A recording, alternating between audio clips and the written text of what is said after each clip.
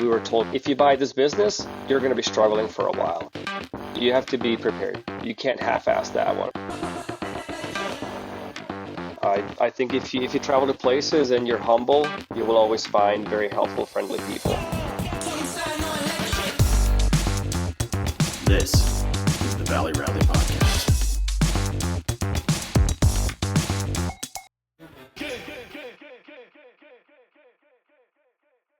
Yeah, all right. Okay, all right, we're back, everybody. Welcome back to Valley Rally Podcast, another episode.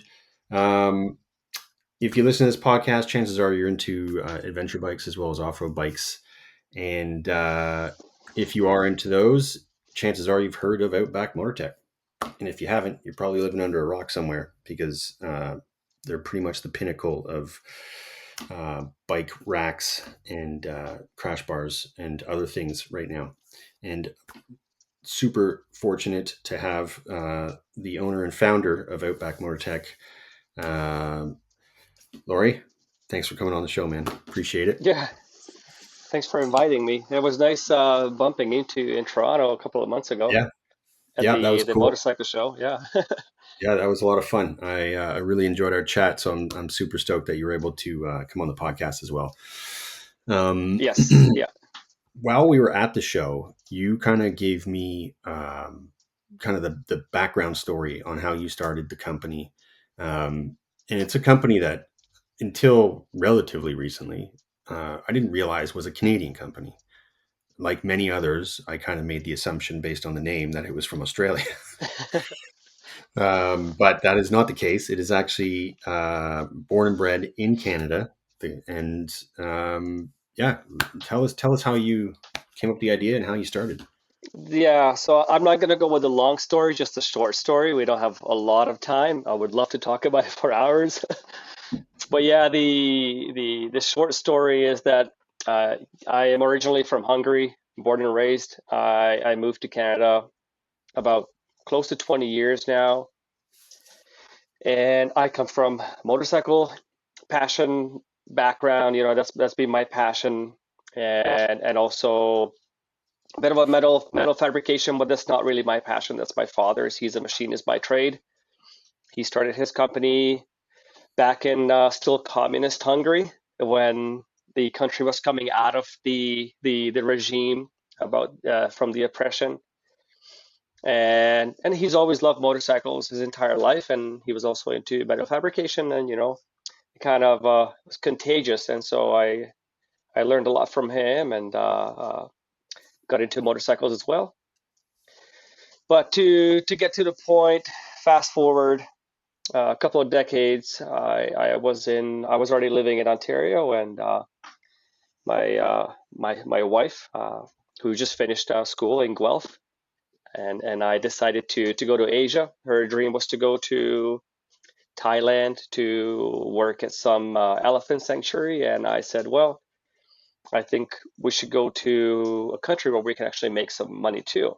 So we decided to go to Taiwan because there was a shortage of English teachers or Right. teachers of the English language, right? So we ended up going to Taiwan to teach English for a couple of years, and this was always in the back of my mind that I would love to go, across some remote parts of Asia or some parts of the world. And of course, as many of us, I also fell in love with the series from the Long Way Round series, Yes. and watching them with the big mammoth, the big GSAs struggling in Mongolia. I'm like, oh, this is gnarly, but I would love to do that.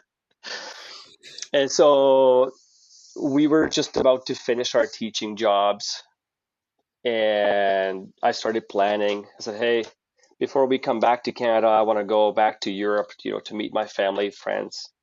I told my wife, what if we rode across Asia over to Europe?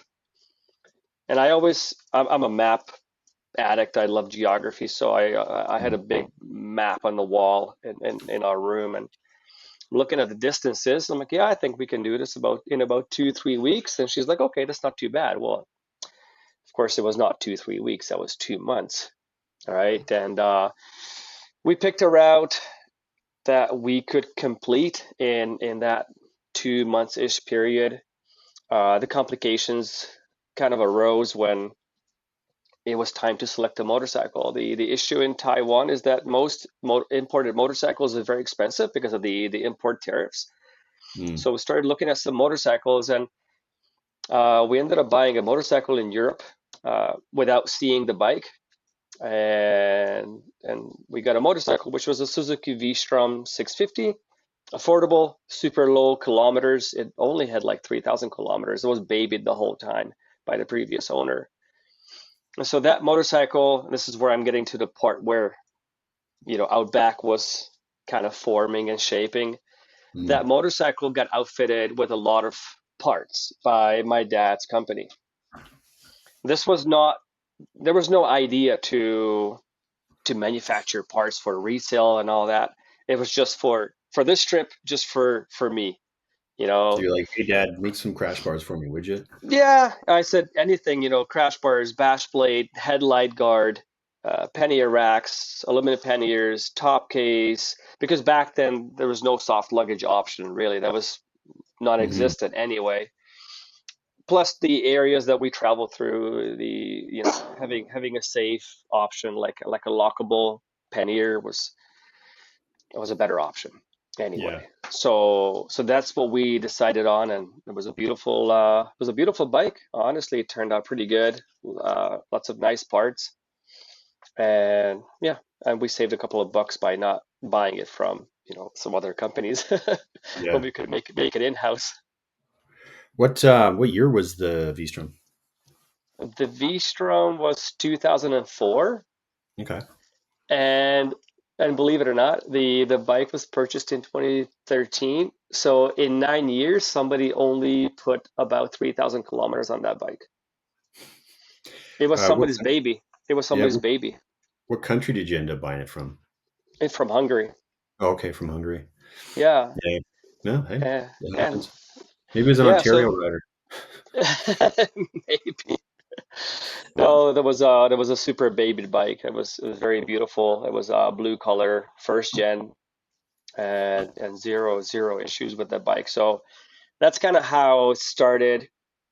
And because we were traveling from east to west, which is exactly the opposite of how most people travel, because most people travel from Mm. west to east. Yeah. We ran into a lot of adventure riders, a lot of travelers.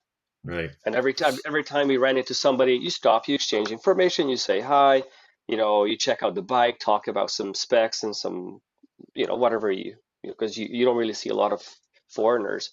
So once you see, it's like, hey, and you end up talking for like an hour about a lot of things, motorcycle travel, exchanging maps. We actually did it without a GPS. We just used paper maps.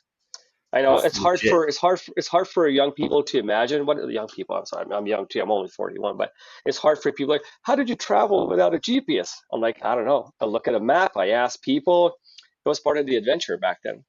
Yeah, man. I remember like when I first started driving, I had a 93 Toyota Tercel standard and a paper map, a folded paper map. And that's how I found my way around. I would drive all over the place with that thing. Yeah, yeah. And Now, now, I would with a map. yeah. Now, stick shift cars are essentially thief proof, right? Because the younger generation can't touch. I was like, what do you do with this stick here? Good point. Yeah, that's Anyhow, yeah. hilarious. So that's pretty much in a nutshell. And that's when we started seeing some. There's still no idea that still didn't have any idea that this would be a business or a company or a product. But you start. Oh, there's a lot of compliments on these products. I'm like, yeah, this is just something that we made ourselves. It's not really like a brand. But Mm. even then, we're just focused on a trip, making it to Europe, and so yeah. So, at what point did you? So, you were telling me that your dad kind of helped you with, or still is, I think, right? Like he's like Oh yeah, that's he's how still it involved. started. Is you kind of went to your dad and went, listen, here's a design I have for whatever. Yeah. Can you make this? At which point did you start kind of thinking, okay, I'm gonna make uh, parts for somebody else besides me, and Like how did that Yeah. kind of come about? Yeah. So we finished the trip, the bike got sold, and again, during the process of selling the bike, there were quite a few inquiries because it was still a very low kilometer bike, and still very top shape. But there were a few calls regarding the product. Hey, who makes those limited panniers? I want to buy those. Who makes those crash bars? I want to buy those. I'm like, no, no, no, no. It's just we're selling the bike, not the parts. So it was kind Hmm. of odd. Still didn't think much of it. And then we moved back to Canada, but we did not move back to Ontario. We came to BC because this was our dream, you know, place to settle in. Hmm. So we came here and we were almost, well, we were in the process of buying a small motorcycle store in a small town in Right. in North Okanagan. But the deal was not that good. And we were told by financial advisors that, if you buy this business, you're going to be struggling for a while. It's not that good. So it's like, okay, then we're not buying it, I guess. And of course, I was a bit, let down. I was kind of lost. What are we going to do now? What are we going to do? Where are we going to go? Are we going to go back to Taiwan, teach English? It was a good gig. Or we try to do something new in Canada and stick around and try to make ends meet. And so when the deal fell through, I'm very close to my dad. And so I called him first, like, hey, we're not buying the business. It's pretty sad. It is what it is. But being on the phone with him, and he's a man of few words, and I said, I don't know, Dad, what we're gonna do. I said, but maybe I thought maybe we could do something like like a little business with motorcycle parts. I do the design and do the sales, and your company can manufacture. And my dad was like, yeah, I don't have time for that, son. Really not. No, sorry, but no. And I said, okay, well, maybe if you change your mind. He's like, well, I don't know, do some drawings and something, and I'll see if I have time. He's a tough love guy, which I think it's not a bad thing. Kids Yeah, shouldn't yeah. get stuff too kids shouldn't get stuff too easily. And so that's how it started. I was kind of curious about this whole new venture, and I started some drawings on paper. I don't have any qualifications. I'm not an engineer. I'm not a Mhm. fabricator, but I grew up with a machinist. I was always watching my dad do drawings, and I kind of learned a couple of things from him. So I started doing some drawings, some designs, and then I handed it to him, and he says, "Okay, well, I can make it for you, but we need a motorcycle." And so I said, "Well, maybe the bike that I just sold, maybe we can ask the guy to lend it back because it was sold kind of Mhm. locally." And sure enough, the guy was nice. He's like, "Yeah, I can lend you the bike back." And so started making some samples, and yeah, that's how it started. Initially, the initial designs were, I would say, obviously poor, because we Right. didn't have a lot of clues how to do this and what to look out for. That started a lot later. But Hmm. So what was the real big? Because I mean, like I said at the beginning, like Outback Motortek is pretty much at the pinnacle of motorcycle protection parts right now. I mean, I can't think of like when I Google ADV crash bars or luggage racks, you're the first name that comes up. that's And good. yeah, and when I look at your site, like Mm. first of all, you have two sites. You have the Canadian site, you have the international, We and have multiple websites. okay, even more. So, Yeah, but we when I have, go to .com versus .ca, .com's got like I didn't even realize how like how busy you guys have been because like when I read through your blog, yeah. which we'll get to later, like you've like been around the world on bikes. You've done all this great stuff. So the company has gone from those very humble beginnings to where it is now. What do you think was the big catalyst? Like what was the big point Mm. in which the company pivoted Yeah. from very humble beginnings to kind of looking a little bit like what it is today? Okay, so I have to go back in time just a little bit because there were a couple of important I guess, milestones, because officially we started the business in 2014, unofficially 2013. That's when the design and the brand name and all that started. And by the way, I ended up with Outback, not because it's Australia, just because in Central Asia, the local people refer to the desert areas as the Outback, and that's the Okay. translation. Right? So Mm. that's why Outback sounds cool. It's a rugged That's place, and so anyhow, so we started in 2014 officially, and and is I think as it is the case with a lot of companies, the first couple of years just suck, just mm. properly suck, which is a good thing, I guess, because you gotta show how you can fight and make it through. So it was a lot of struggles. Sales were not going through. As a matter of fact, my first sales ever, couldn't even sell it via the online store. I built a super, excuse my language, crappy online store. It was really bad. Nobody Mm. trusted it. So one guy's like, "Hey, I see that you're local. I see that you're in Pickering." I'm like, "Yeah." He's like, "Well, I'm in." He was calling me from North York, I think, or somewhere up there, north of Markham, close to Markham. And he says, "Hey," he says, "I want to buy your V-Strom parts, but in person. I want to see him first, and I will give you the money." I'm like, "Oh, okay." But I said it's Friday, 3 p.m. And in Toronto, that's nightmare. But Yeah, yeah. whatever, you want to make the first sale because it's so important. And I drove to meet him at a gas station.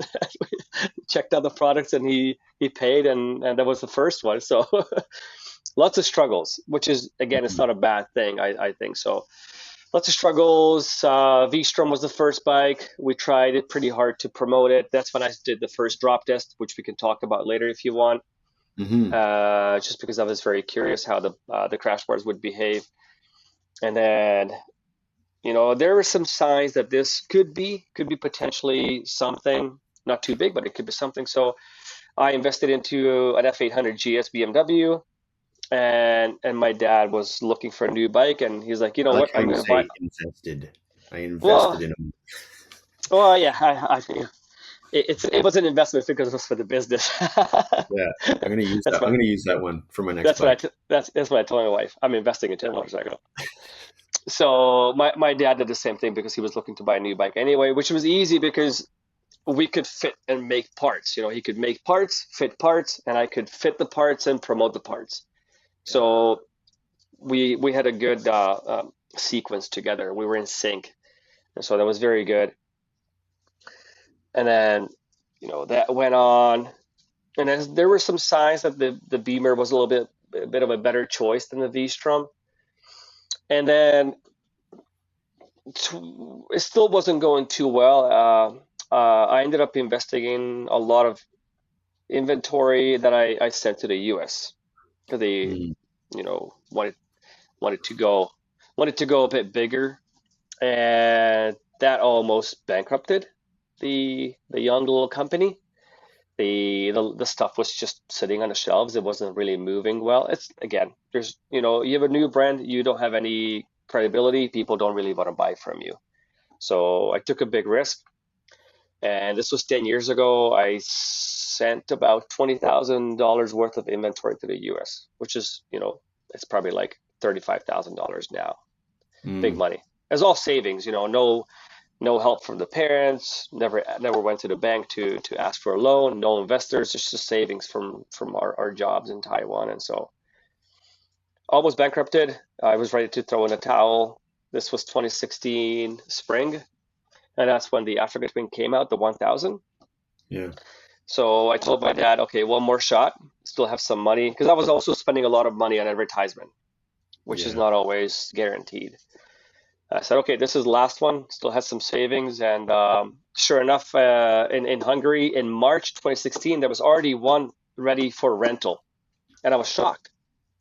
Ready for rental. I'm like, the bike just came out, so it was already good to go. And I said, Dad, I can only rent this bike for 3 days, 72 hours. He says, what do you want me to do in 72 hours? I said, I don't know, but we don't have a lot of options. And so He hopped in a van, drove to Budapest, which is the capital, about 200 kilometers away from where the factory is.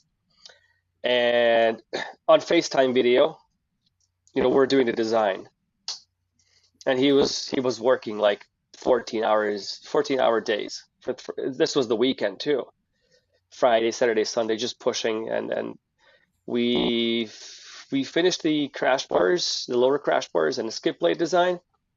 He took a bunch of photos, and I put it up on. This was before we started doing social media. YouTube. We put it up on YouTube because YouTube was already. We already were on YouTube and Facebook. We were not on Instagram, Mm. and so very few followers. But African Twin fans and owners and new and potential new owners, they were looking for content. They were looking for new products. Everybody was seeking something because they wanted to make sure they have parts before the bike comes. Mm. And then, sure enough, quite a few people started liking our design because it was different. I'm Right. not saying it was better. It was just really different. We went for Mhm. something more minimalist with, in terms of crash board and the bigger coverage skid plate. And many other companies did the opposite, big crash bar top to bottom and, minimalist skid plate, which is fine. But what we designed pleased a lot of people that, we didn't expect. And then people started signing up. They shared their phone numbers or email addresses. And then we're like, okay, this is getting a little bit serious. Mm. All right. So now I'm getting to the point where we started seeing that this could potentially save the company. And then we started putting more effort into the African Twin. So we cranked up the production. Looked like the numbers were going to be bigger than what we had expected. And and the first shipment was sent to Canada in 2016. What is it? June 20 June 30th is when the first shipment arrived. Mhm. At the same time, my dad flew to Canada on the 29th of June. So by the time he arrived, no, he arrived, and then one day later, the shipment showed up. It was the biggest ever shipment, one pallet. Now one pallet is kind of small, but still. And then my dad shows up, and then we started packaging like crazy, putting everything in boxes. We kind of knew what people wanted to order. And then we sat down for dinner, cracked open a couple of bottles of beer, and I said, Dad, ready? So I started sending out emails to all people who signed up, and then sent out like 40, 50 emails, and then looking on the phone, because back then we used PayPal. payment payment successful. Oh my god, it was like scary because to have 18 sales in a few hours, that was almost a year, or like at least a few months worth of sales. But this is in a Mhm. few hours. And very scary, honestly, very scary, because it was a very big volume all of a sudden out of nowhere, right? And I think by the time we woke up, there were 40 orders waiting to be shipped out. So I had to rent a trailer to go to the post office. I went to the post office with my dad in a Subaru, and the lady is like, "Okay, you want a little trolley?" I'm like, No, I think we'll need something bigger." She comes out, "Oh yeah, go to the back." Okay, loading ramp. So went to a loading ramp, and yeah, that was the moment that saved Outback Motortek.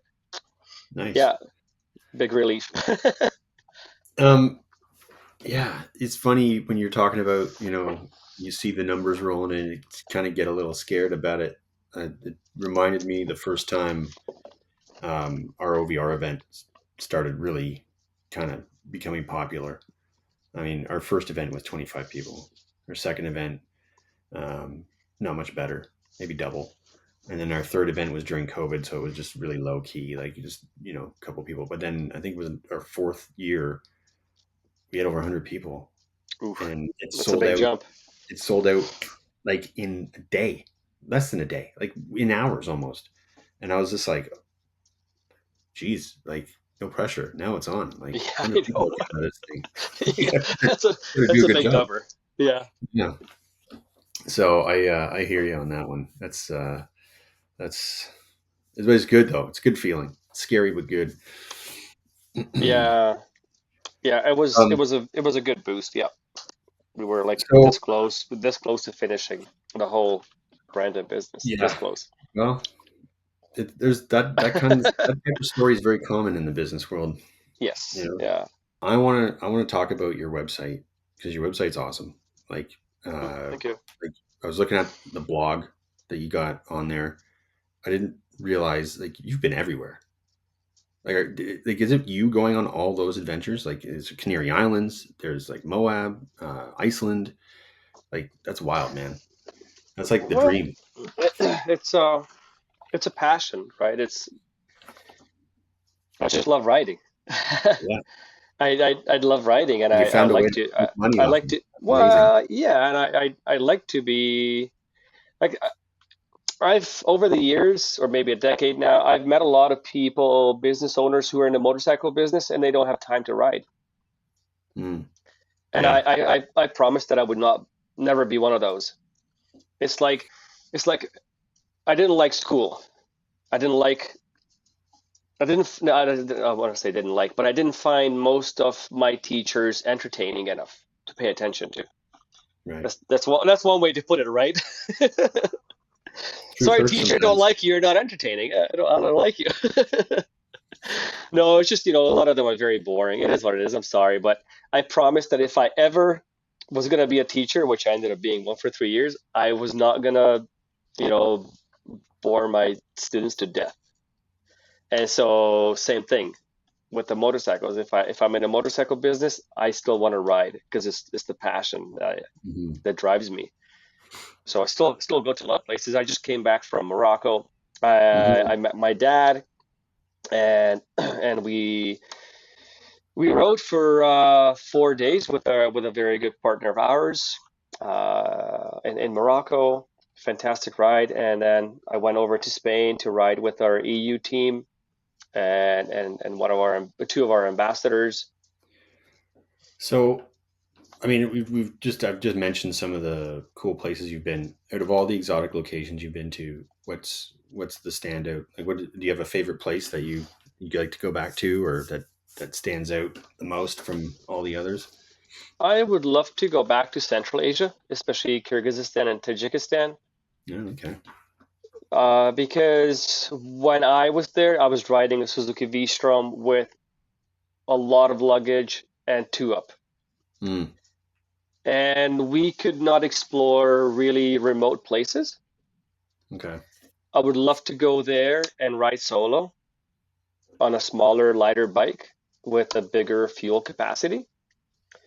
We also found the Central Asian people being extremely generous and extremely friendly, despite the silly reputation and all these government warnings about do not go to Yeah, Central Asia, yada yada. It was the exact opposite. And we also found that the less people have, the more they want to give you. yeah, I So found that too. for me, it's not just riding motorcycles. I also love geography, as I mentioned earlier. I also love history. So to travel to places, it I can satisfy a lot of my drive. And Yeah, I especially mean, this is why I love adventure riding yeah. because I get to explore remote places. I get to go to places where most people do not go to. Because before adventure riding, I was into sports bikes. I Mm, was, doing a lot of hooligan stuff. And so it was good, but it was not satisfying. I always wanted to travel, and especially on motorcycle. And so that's when the whole adventure bike thing began about close to 20 years ago with a Transalp 650. yeah. I mean, you hit on something there, like the reason why you ride adventure bikes, and it's something I was going to kind of to ask your opinion on, and you kind of already gave us a little bit of a window. I mean, for me, I like you love the aspect of being able to go pretty much anywhere. An adventure bike will take you literally anywhere you want to go. The limiting factor is the rider, really. And I mean, I love history. I've been lucky enough to travel to a lot of places, and I love going to like ancient ruins and stuff like that, and just kind of soaking it up, and just be like, it's Time like travel. it blows my mind that I'm standing here in this spot where, there used to be like Roman gladiators, squaring off, or Inca ruins or something, you know what I mean? Like just wild Yeah, stuff like that. I And know. Marco it's, Polo. yeah, totally. The Silk Route. Oh, they used to do trades here, and merchants traveling from Europe to Asia. And here I am Yes. riding my motorcycle. Well, so one of the years and years ago, before I started Valley Rally, I was working for Enbridge, and I had a desk job at the time and a lot of time to kill. So I would read ADV Rider blog posts, Mhm. and there was this one guy, I think his name was Noah, and he had a Triumph Tiger, and or no, that's a different guy. He had a 690. He's from the States, and he was traveling all over the world. And I was just following all his posts, and he ended up in Central Asia, and yeah, like that was pretty wild stuff. Because, and that's like Mongolia, Uzbekistan, all those areas. Lawrence Hacking did the Mongol rally out there a while back, and I remember talking to him about it, and he loved it out there. Thought it was Yeah, yeah, fantastic. yeah. I would And go back. There are places I haven't been to, uh, but the places I've been to, it's always been fun. I don't have anything negative to say about any place. I think if you travel to places and you're humble, you will always find very helpful, friendly people. As long as you're humble and approachable, I think that's what's key. your what would your recommendations be for people who love that idea, but they're kind of stuck on the language aspect, right? Because that's a pretty common, Well, handicap, or this, not handicap, but like an obstacle, right? It's like people are like, "Oh, yeah, but I don't speak the language. How am I gonna do anything?" well, if you get caught up on some small details like that, you're never going to go anywhere. And now there's self-service pretty much everywhere. There are multiple of these translation apps. It's so much easier now. We did everything before smartphones, or maybe smartphones Hmm. were coming out. I don't know because I didn't have a smartphone back then. And what I did, I just learned a few words in some local languages because we were in former Soviet countries. I learned some Russian, Hmm. just the basics, just the basics. I also learned to read, so at least I knew what I signed when we crossed some border or some checkpoint, which they also tried to screw me a couple of times with some fees at some border crossing. Hmm. I had to pay some insurance for the vehicle, and the border guard circled the car for me. I said I said, but there's motorcycle. I could read it. I said motorcycle because it's like significantly cheaper. He says, no, no, no, no, automobile. I'm like, no, no, no, no. I said this.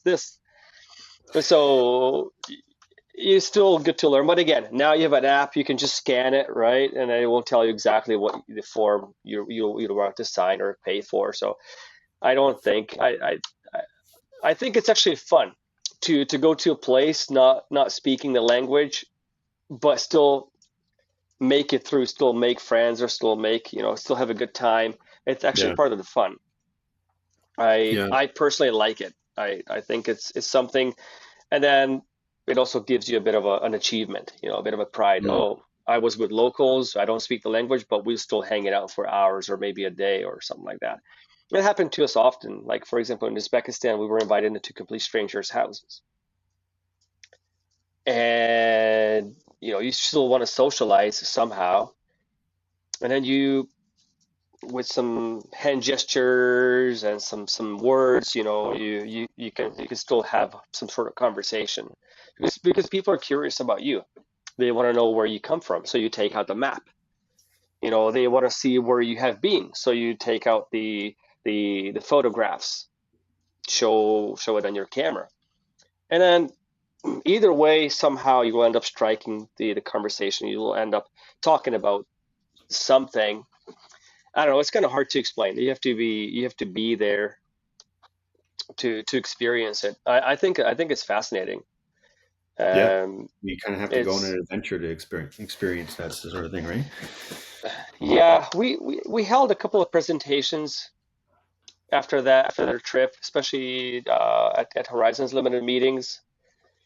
And people ask a lot of questions, a lot of genuine questions, and you can tell that there are a lot of people who either overplan or plan just enough or plan very little.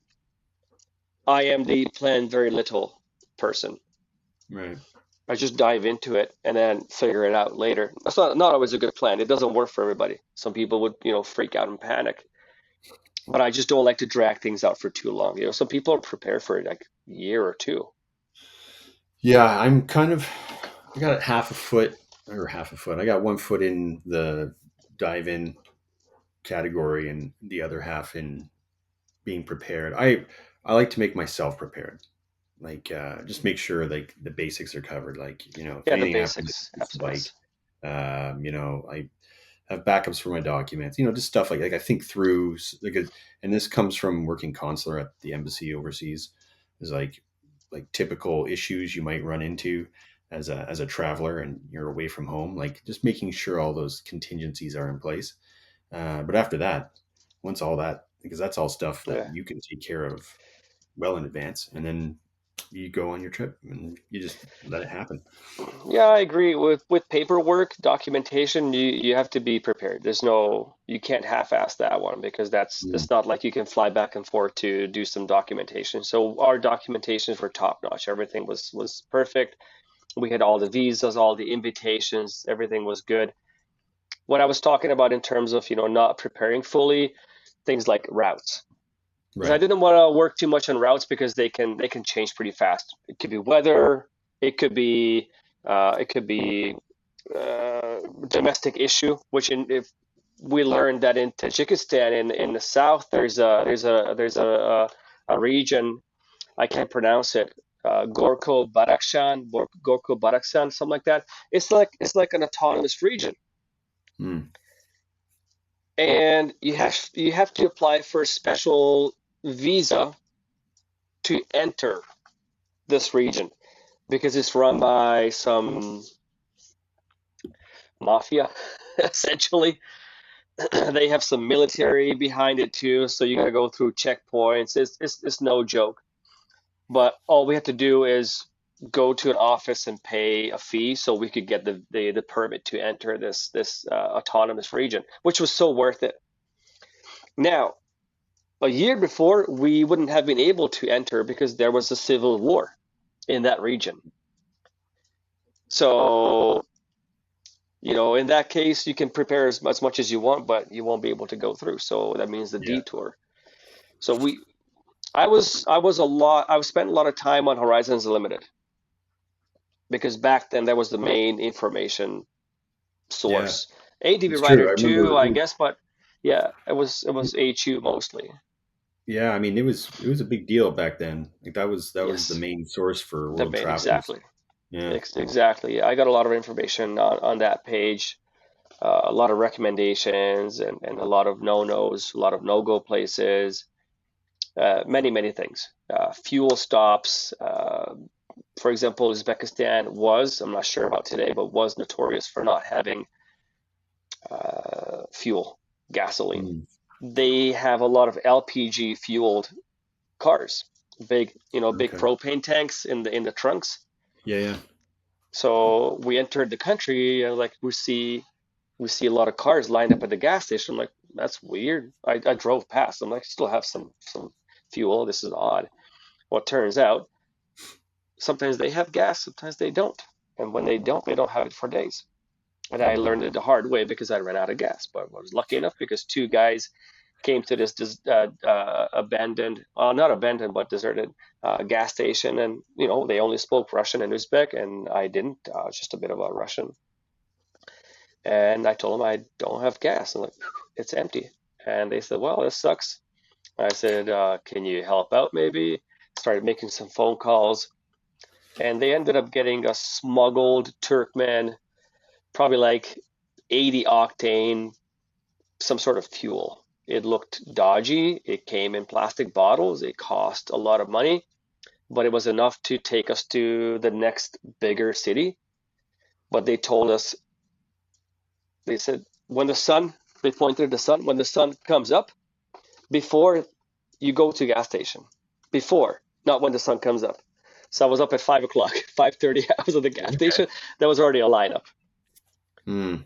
But I said, I'm not taking my chances again. So I filled up to the brim, like it was like pouring. I'm like, I don't care. Plus my little jerry can, right? So Yeah. adventure. Yeah. Oh, for sure, man. Yeah. We uh we didn't run into any fuel situations in Baja, but we definitely had some moments where we were second guessing our decisions Oh, and on the routes we were riding. Baja is not a forgiving place. Well, yeah. I mean, I think we got lucky, but we came across this giant washout, and we had kind of committed to this big, long, sandy downhill, and uh, I remember going down thinking there better be a way across this river because there's no way we're getting up this hill. Yeah, Like we're not going to be able to push these bikes up. We're going to be screwed. And then we got down, and the bridge that was supposed to be there was like 400 meters downstream, and then up on the bank, like a torrential rain had come through there months before, they and don't fix roads too fast. not there. Have since gone through Google Earth with on Hmm. that GPX track to find out where we were. And oddly enough, we were only 12K from the highway where we started, but it felt like we were in the middle of the Sahara Desert, man. Like there was nothing. Yeah, Uh, it gets remote pretty fast. yeah. And I It remember was going down that track, and we're like, there's like vegetation on this track, like in the wheel tracks. Like no one's been down here in a yeah, while. that's not a good sign. It's not a good It's not sign. a good sign. But I mean, it was the most epic day like yeah. we ever had. Like Well, that's it was good. amazing. Sometimes the adventures like this is what you talk about at a campfire, Oh bonfire. yeah. So the other thing I was looking at the website is you have quite a lot of input from your clients, like your customers, and they're kind of sending you stories about their travels and using your products. Are there any of those stories that kind of you remember that kind of stick out? You're like, oh, there's that one guy who was in the middle of nowhere and Hmm. That's a really good question. There's I guess a lot of customers now. yeah, there seems to be like tons of these things. Um, yeah, I guess there are a few. I guess one that stands out is one of our. He was our first ever American Africa Twin 1000 customers, and he kind of stands out because he took his bike immediately, I think, to Alaska. It's like a maiden voyage, brand new bike, brand new parts. Also an unknown bike to him because it was so new, and he shared a lot of footage. He shared a lot of photos with me as well, and it was nice to see a lot of videos from him on YouTube. So I guess this one of those. Again, that's the time when everything became a little bit more emotional because that's when we started. We went downhill and then we started coming uphill slowly. Mm, So I guess that's the time. That's the area that I'm very fond of because that's when we started pulling out of the ditch. right. Yeah, yeah. Yeah. So like has it like ever since that point, has it just been a gradual climb, or was there like you just started climbing up and then something happened and you guys took off? So it was a steady growth, 2016, and then 2017-ish, 2018. It was more like a spike, Okay. like a, a pretty scary growth because it was big. It was started getting very big. That's when we that's when we began to work on a lot more bikes. Previously one bike per year. Mm. And then 2017, 1090, 2018, Super Tenere, BMW R1200 GS, Kawasaki KLR 650, and the Triumph Tiger 800. So like 2018, we took on 5 bikes, which is a big step. And And with is it just yourself? Like, do you have a team? oh no, well it wasn't just me. Back then I designed all the products with my dad, so I would fly back to Hungary, go back to the factory and work side by side. Oh, wow. Designing and back then everything was kind of manually designed. Now it's we use technology, 3D scanning, industrial grade 3D printing.